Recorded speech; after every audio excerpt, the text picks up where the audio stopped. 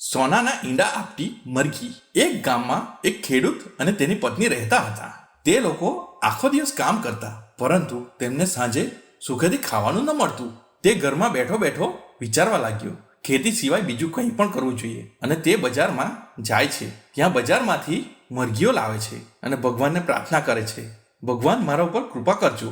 થોડા દિવસ પછી મરઘીએ ઈંડા મૂક્યા. તે ઈંડામાં એક સોનાનું ઈંડું હતું. તે જોઈને ખેડૂત ખુશ થઈ ગયો. એ ઈંડું લઈ એની પત્ની પાસે ગયો અને તેની પત્નીને બતાવ્યું. તે ઈંડું તે વેચી આવ્યો. પછી ખેડૂત કઈ મરઘી સોનાનું ઈંડું આપે છે તે જોવા માટે સંતાઈ ગયો અને તેણે જોયું તો એક મરઘી સોનાનું ઈંડું આપતી હતી. ખેડૂત અને તેની પત્નીને લાલચ જાગી. તેમણે વિચાર્યું, રોજ રોજ એક સોનાનું ઈંડું મેળવવા કરતાં ઘણા ઈંડા આપણે એકે સાથે ના લઈ લઈએ.